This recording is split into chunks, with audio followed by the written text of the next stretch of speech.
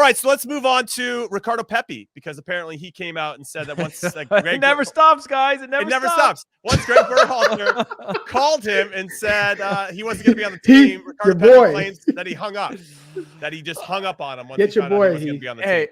That sounds like a natural response. Like, I don't need to hear anything else. Yeah. Hey, all three of us have been on the other side of that. We've been on the other side of that. When Bob called and said, "Hey, you're not going to be part of it," you're just like, "Okay, we're done." You know, you're listening, but you're not listening anymore. I've shared my story before about how we had to keep our phones on us till midnight. It was like 1:30 in the morning when we found out. All of that emotion, all of that time, all that effort. When I was told, the one thing I still get hung up on is the fact that Bob Bradley sent Jesse Marsh to deliver the news. Yeah. And Bob may have been purposely doing that to avoid having sit downs, focusing on the next thing in hand, or for whatever reason he did it. It's a thing that's bothered me since that day. After I received that information, I was literally walking on the streets for 2-3 hours, just walking. I didn't know what to I was truly in shock. I blacked out. I must have walked like, I don't know, 5, 6, 7 miles just walking, because I was trying to process this information, right? It was something that I had spent all of this time on, and being cut from teams when you're younger happens more. As you get older, you're in contract and life becomes kind of fluid at that point, right? Like you're in a camp or you're out of a camp. There's not an expiration date. Right. And when you put not just 3 years of qualifying into it or whatever it is, you put your whole life into getting to that point. Now, Ricardo Pepi will have maybe 3 more chances to make a World Cup team if he has the career that I think he can. But for me, I was in shock. And therefore the hanging up thing, it doesn't seem like it's that level. Like, it is not, at that point, it is not Gregg Berhalter's place to control the reaction of somebody and how they feel, especially a young person, right? Their reaction is their reaction, and you have to respect whether they explode, whether they go silent, whether they have nothing to say, whether they hang up the phone. It is their ownership, and it is their right to feel a certain way about a moment like that. It is a very personal and intimate moment. So I don't see anything wrong with it. It's funny, but I don't see anything wrong with it. Okay, hold on, Charlie. Before we get your thoughts on this, let's actually hear the audio from Ricardo Pepi, and then we'll get your thoughts. I remember exactly the moment. You know, I hopped on a phone call with a national team coach, and you know, he said that I wasn't on the roster. So then I just hung up the phone on him. Like, did you ask why? No, not really, to be honest. You know, it was just something that I was in shock. You know, I was in shock because it took me like 5 minutes to be able to like just get it in my mind. You know, at first I thought it was like I just couldn't believe it, you know, and then I was just talking to the coach, and then when we hung up the phone, then I just called my agent immediately, and then I called my dad, and then they thought I was playing with them. So yeah, I mean, it was something that, you know, I was shocked, to be honest. And you know, like I said, I use every situation, and every situation like this is always going to make me hungry, and it's always going to motivate me to keep working and working hard. Yeah, it's a good growth mindset. I like that. I'm still shocked that he didn't make the team, to be honest, especially. I'd be shocked when he was scoring goals. Yeah. He made a move from the Bundesliga to basically guarantee his spot as long as he was scoring and scoring goals. If he was scoring, holding up, his hold up play was good. His playing a movement, it's unreal. Yeah. Yeah. Don't get me mad about it all over again. Go ahead, Chuck. What were you going to say about this? How would you have reacted? I mean, I think I agree with Heath that I mean, once you get the news, it's up to the player to learn to decide how they want to process it. So but there's a part of it really quick. I just wish that he would have asked Gregg why. I would love to have heard how Gregg would have explained his way out of that. But go ahead, Chuck. Yeah. Well, first I want to say, like, my situation was very different than everyone else's. And I broke curfew. I'm involved in a car accident. I'm in the back seat of a car. It goes off the road, splits in half.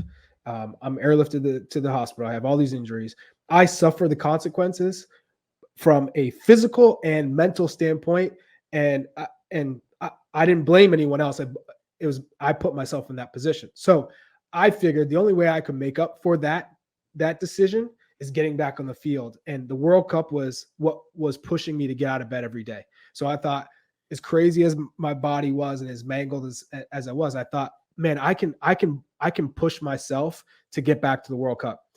And to Bob's credit, he never once said, Charlie broke curfew.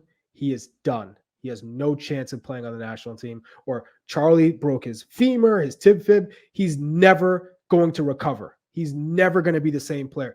Those statements never came from him. Never.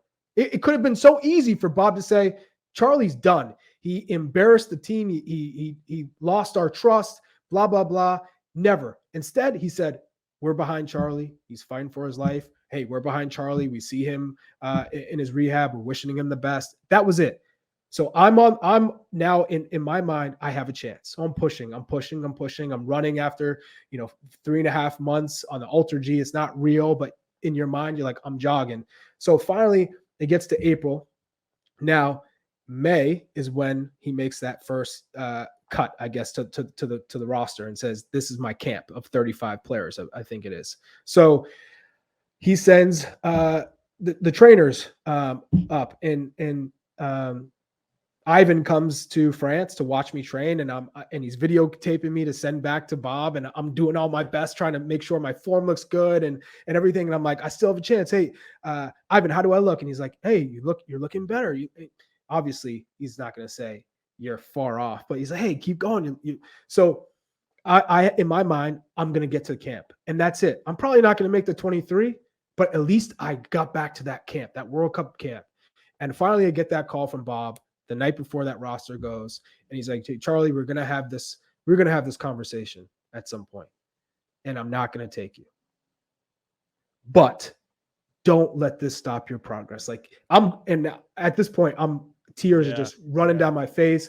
My wife is next to me, Nina. She's got tears running down her face because she knows what is being said to me.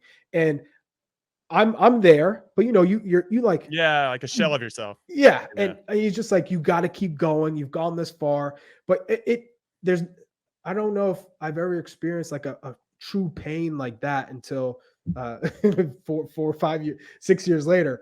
But I'll always respect Bob Bradley for that. I'll always respect him because he could have easily said, screw that kid. He broke curfew. He did all this, but he didn't.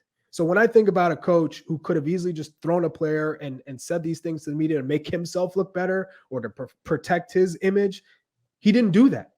He stuck by my side. So if Bob ever need anything, or if I will be the first person to say, hey, Bob's a real one. At the end of the day, he could have easily just trashed me, said anything, or took away my hopes and dreams. Never, not once. He always supported me. So that's my experience. As bad as it was and as painful as it was, I respected him, and so that's how I took it. It could have, I know it's we should have Bob on at some point and really just get it out there, because we all have 3 very different Bob stories. And so just having a come to Jesus moment with Bob Bradley could be a podcast in the future, assuming he'll ever come on and humor us with regard to that.